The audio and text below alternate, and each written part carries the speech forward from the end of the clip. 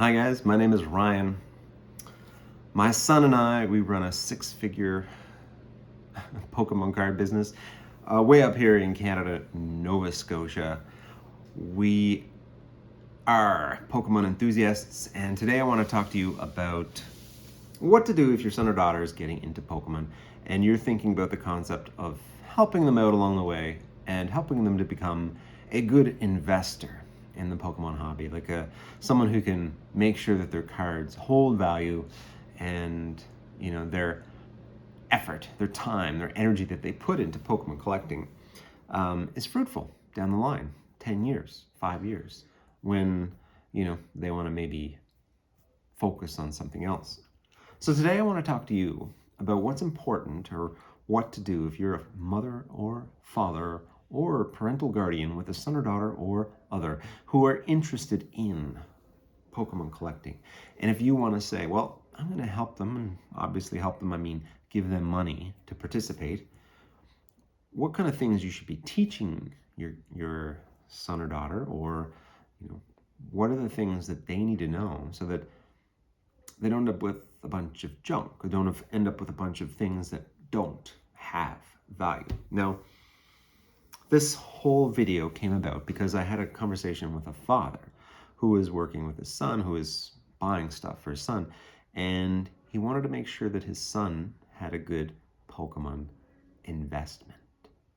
The investment word. So even at a young age, collectors are thinking about Pokemon investing. It's part of the hobby now, no matter what. I mean, 3 years ago, Pokemon investment was like a dirty word. Now it's pretty much what happens. It's pretty common. People refer to things as investment. So here we go. Mother or father, here's some lessons about what to do for Pokemon investing or collecting in the hobby. So first off, the thing that I said to this father who was buying some cards, buying some sealed product for his son, as I said, if you're investing, make sure it's in sealed Pokemon booster boxes.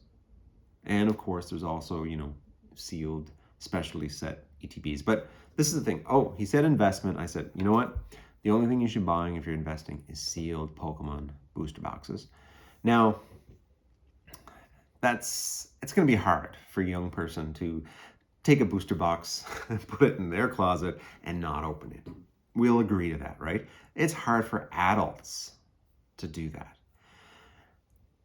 But that is the piece of the pie, the piece of the puzzle that has, if you're saying investment, that's the thing that you got to do. You got to get down. So with your son and daughter, if you're going to open a bunch of packs, if you're going to buy a booster box, my recommendation is, and if you really see it as investment or something in the future, buy two. This is a horrible thing for a Pokemon seller to do. Buy two. But this is what you want to do, is you want to keep that booster box put away, sealed. Now, if you can put it in an acrylic lockable case or somewhere for them to see but not rip, that's great. Because in Pokemon, I'm going to explain why, but booster boxes, sealed product, are the things that are the safest investment when it comes to Pokemon. And the reason why is this. It's not because the cards go up in value inside that box, because they don't. There's a concept called expected value. Expected value is how much value I'll get if I open up all the packs. In Magic the Gathering, expected value can sometimes meet the box price, but in Pokemon, expected value is almost 100% lower than the market price. It's always lower than the market price for the box. And what happens is, over time, is expected value maybe raise a tiny bit, but the sealed product, sealed booster box value does go up a lot. And why is that? The cards are in it. The cards are not changing. Why are the cards not going up in value, but the box is? So if you're curious about this, I've thought about it a lot. And I don't know if people get to the root of it very often. Some people say, oh, it's collectors and it's rare and they want to have a sealed collection. It's not that. It has a lot to do with why you open a pack. A sealed box is stored up entertainment. There is something inherently entertaining about opening a booster pack. It's the surprise, it's the viewing of the arts, it's the potential. The potential is very, very appealing. It's seeing card arts you haven't seen in a long time, or seeing card arts you haven't seen ever. It's, I dare say, what's it called? It's fascinating. It's it's fascination with old sets. It's the fact that when I was young, I couldn't afford a booster box of Fusion Strike, but now that I'm 25 years old, I can finally rip a full booster box. It's the enjoyment people get out of ripping packs is what you're sealing away, what you're saving. And what happens is that enjoyment, it ferments, right? It gets stronger, it gets more concentrated. So the value of a sealed product from an investment's perspective goes up. And it's because of that experience, that joy, that fun that's saved up. People open this box called Evolutions right now, if you're not familiar. Evolutions has crap in it. There's nothing fun in it. But the box itself is like $800. And people will rip it. People will say, I'm gonna open some Evolutions. And they do. Do they do it for the singles? Do they do it for the Charizard? They do not. They do it because it's fun, right? That's a sealed product. That's a sealed product is fun to open. That's why it goes up in value. It gets more fun the older it gets. More fascinating. More reputation. Opening up old things. Opening up $1,000 box. Opening up a $25,000 box. A $3,000 box. Having a box worth $3,000 worth of fun. That is something people collect. So, sealed product, that's the thing. If you're mother, father, daughter, son, other, try to put away sealed product. If you're really thinking, I'd like my son to have something in the future, I'd like my daughter to have something in the future that she could sell and, pay a little bit for university. Sealed product, big thing. So that's sealed product, way to go. Other things to do if you're a father-daughter and you're gonna rip packs is make sure you sleeve everything. Make sure that you have sleeves. Make sure that you care for the hits. Because right now, Surging Sparks, you can open a pack of Surging Sparks, pull that Pikachu SIR, and it's something like $500 right now out of a pack. Put it into a sleeve, keep it safe. Learn the basics of card care. There used to be a thing where you'd put it into a 3-ring binder. Then it was a D-ring binder. You still see some old heads using D-ring binders. Then it was a binder you load the cards in the top. Then it was like a side loader binder, and now they have top loaders, which are hard cases inside of binders. It's built up, but binder care, good binder behavior, very important. Deep Pocket Monster, thank you very much. So that's one of the things as well, is take care of the cards. Make sure that the hits are well cared for, because as soon as a card drops or gets into a pocket or gets moved around, it can lose its value. From an investment perspective, from a fun perspective, sure, put your deck into your back pocket and run around. So that's another thing is, definitely get card care under handle. One of the interesting things about if you're investing, if you're participating in the hobby, sometimes grading is an interesting facet of the hobby. Now, you'll hear a bunch of negative people about grading, it's wild, it's unpredictable, and it absolutely is. Don't let anyone tell you it's perfect. It's not. But grading is something that you're sort of encasing it in a hard plastic, and you're sort of cementing the value, the PSA 10 of it. This is a nice solid card worth holding on to. It adds a little bit of flair, even though it adds value, even though the value is subjective. But it's fun. It's fun to have a slab. It's fun to have a card that is graded a 10 or a 9. Something special. A card that you guys pulled. It's so nice. Send it away. Get excited when it returns. Have it in a slab. Enjoy it. Put it on display. That's another asset you as a father, mother, daughter, son can enjoy the hobby. Now it's time consuming, etc. But grading is another thing. Now, another thing is if you're getting into this hobby, it's going to be expensive. The most expensive thing is not the $600 Pikachu SIR. That's not the expensive part of the hobby.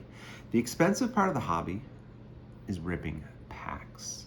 You got to know that when you buy a pack, you're throwing your money away. You're doing it. You're not throwing it away. You're going to the movies. You're spending money on entertainment whenever you rip a pack. Do you have anything at the end? Very highly unlikely. That's the nature of Pokemon pack ripping, is you don't get the expected value out of the pack. I myself, I see that the singles are so amazing. Like, it's great, but when you open a pack, you very rarely get a hit, right? So anyway, pack opening is something that you're gonna do. You're gonna spend money on, you're gonna entertain yourself with pack opening. But what you want to do with your son or daughter or other is make a ceremony out of it. Playmat, even if you don't play. Sleeves to protect the cards. Celebration. Slow rolling, like going through the cards, looking at them. Pronunciation, teaching your son or daughter to read, pronounce the cards, to celebrate when they hit something big. Be there for them. That is what you got to make the most of you throwing your dollars away at ripping packs. That is something that I definitely think you should do, is make it a ceremony, make it last, teach them that you're going to lose money, but we're going to have fun doing it. That's one thing that I'd recommend people do. Another thing is play. So I couldn't get Kai to play the TCG.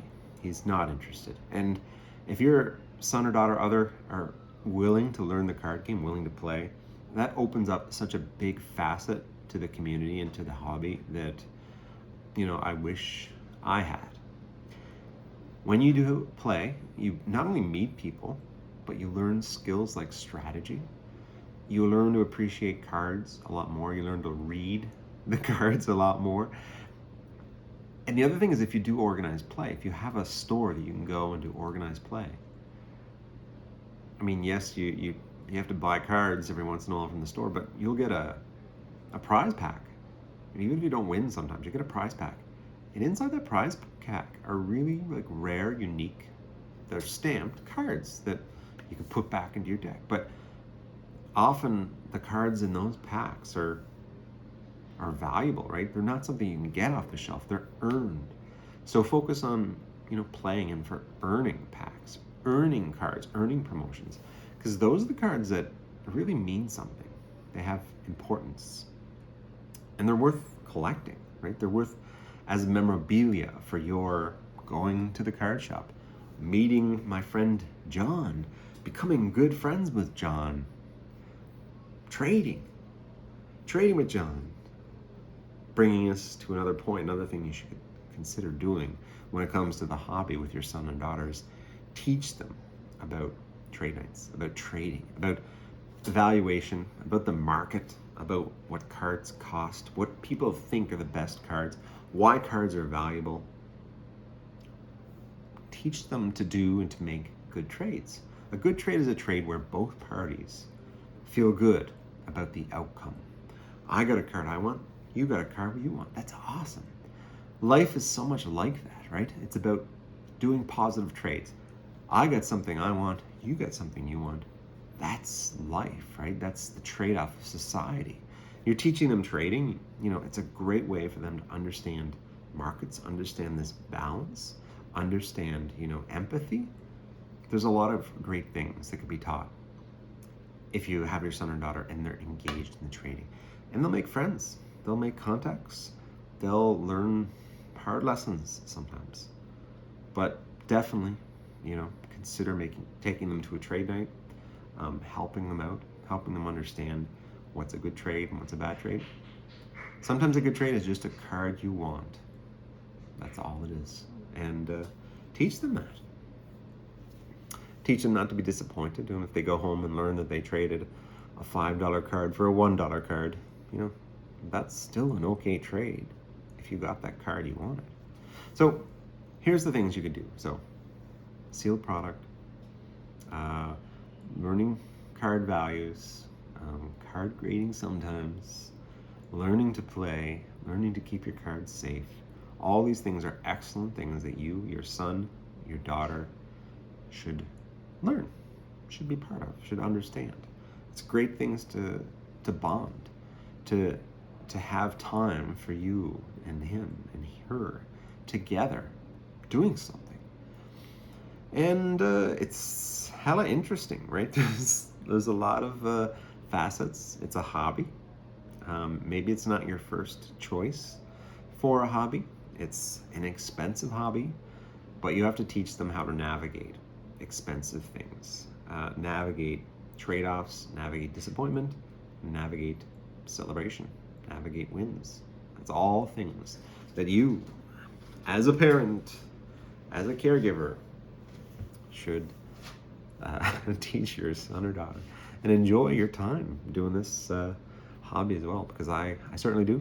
I hope you guys enjoyed this little video about Pokemon investing with your son or daughter, and we'll see you in the next one. Cheers.